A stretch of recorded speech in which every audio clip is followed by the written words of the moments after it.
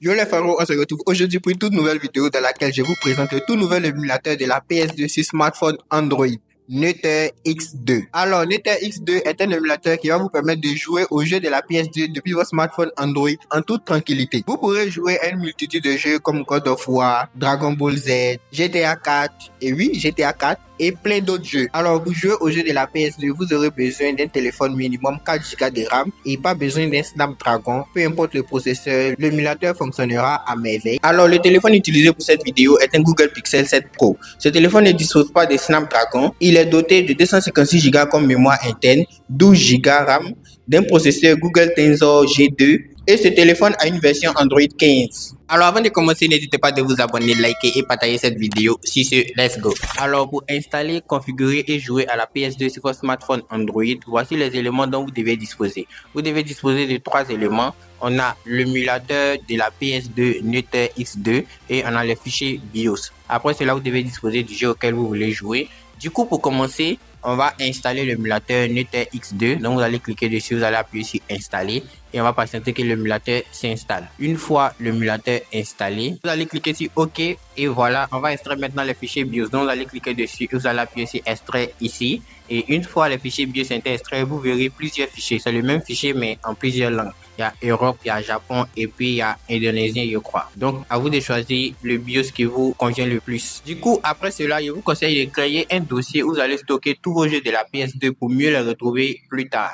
Du coup, moi, j'ai créé un dossier Game PS2 où j'ai stocké tous mes jeux. Du coup, si vous devez créer un dossier, vous allez stocker tous vos jeux de la PS2. Vous cliquez sur les 3 points tout en haut de l'application des archiveurs. Vous allez cliquer ensuite sur créer et vous choisissez l'option nouveau dossier. Et une fois là, vous allez renommer le dossier comme bon vous semble. Alors, je vais annuler, c'était juste un exemple. Et voilà, on va sortir maintenant de l'application Z archiveur et on va se rendre dans l'émulateur Nether X2 pour la configuration. Alors, à présent, nous allons passer à la configuration de l'émulateur sur notre smartphone. Du coup, on va l'ouvrir. Voilà, et voici comment l'émulateur se présente lorsque vous l'installez pour la première fois. Et là, on va cliquer sur suivant. Voilà. Et ici, on va cliquer sur suivant encore. Ce sont les informations sur l'émulateur. Voilà. Et une fois ici, assurez-vous que vous avez coché l'option optimale sur. Voilà. Et une fois que c'est fait, vous allez cliquer ensuite sur suivant. Et ici, on nous demande d'installer les BIOS. Donc, vous allez cliquer dessus. Voilà, et vous serez redirigé dans le gestionnaire de vos dossiers. Et une fois là, vous allez vous rendre dans le dossier dans lequel vous avez stocké les fichiers BIOS. Une fois dans ce dossier, vous allez sélectionner l'un de ces fichiers BIOS. Voilà, je vais sélectionner un comme ça. Et voilà, vous voyez que j'ai installé le fichier BIOS Europe. Du coup, lorsque je clique dessus et j'installe un autre, vous voyez que c'est Japon. Et il y a 3 langues, il y a Japon, il y a Europe et il y a Arabe. Donc, à vous de choisir ce qui vous convient le plus. Moi, je vais continuer avec Europe. Donc, on va cliquer ensuite sur suivant. Voilà. Et une fois là, on nous demande d'installer un répertoire de jeux. Du coup, nous allons cliquer sur le plus tout en bas. Voilà, et nous serons redirigés dans le gestionnaire de nos dossiers. Et une fois là, on va sélectionner le dossier dans lequel nous avons stocké tous nos jeux de la PS2. Vous allez cliquer sur utiliser ce dossier et vous allez l'autoriser.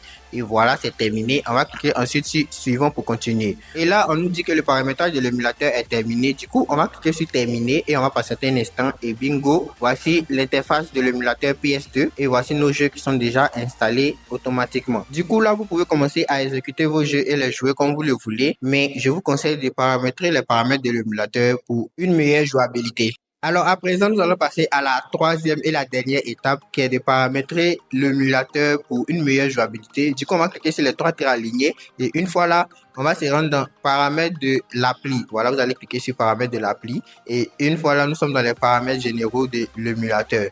Donc ici, pour l'interface générale, on n'a rien à faire ici. Donc on va se rendre dans système. Voilà, dans l'option système, vous allez cliquer sur le stick EE et pour ceux qui ont un téléphone bas de gamme, vous allez mettre ça à 130%. Voilà, moi je vais laisser à 100%. Du coup, après cela, vous allez cliquer sur sauter le cycle EE. Voilà, pour ceux qui ont un téléphone bas de gamme encore, vous allez cliquer sur Underclock maximum. Bon, ils mettent pas trop l'anglais, mais vous allez cliquer sur le 3. Voilà, moi je vais laisser ça sur normal encore.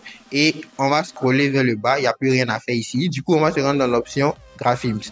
Une fois là, vous allez cliquer sur rendu du processeur graphique et vous allez mettre ça sur Vulkan. Voilà, après cela, on va chercher radio d'aspect. Voilà, donc vous allez scroller vers le bas et voici radio d'aspect, vous allez cliquer dessus. Ici, vous mettez ça soit au format 16:9 qui est le format normal ou vous mettez sur étirer la fenêtre pour remplir l'écran. Moi, je vais choisir étirer la fenêtre. Voilà, après cela, on n'a plus rien à faire dans cette option graphisme. Du coup, vous allez faire les autres options par défaut. Et là, je crois qu'on a terminé avec le paramétrage de l'émulateur. Du coup, on va se retourner. Il ne reste plus qu'à paramétrer les contrôles virtuels de l'émulateur. Pour cela, on va exécuter un jeu. Donc, je vais exécuter Tekken 5. Voilà.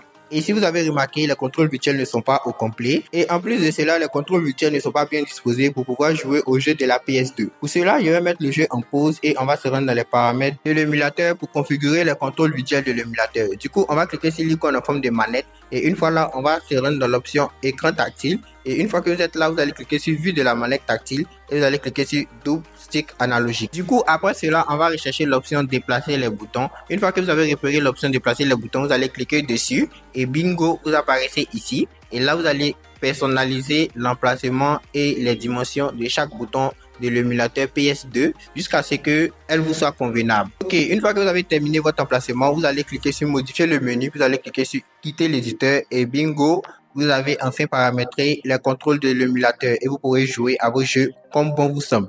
J'espère que cette vidéo vous aura plu. Si c'est le cas, n'hésitez pas à vous abonner, liker et partager cette vidéo. Et on se dit à la prochaine pour une toute nouvelle vidéo. Bon visionnage, ciao.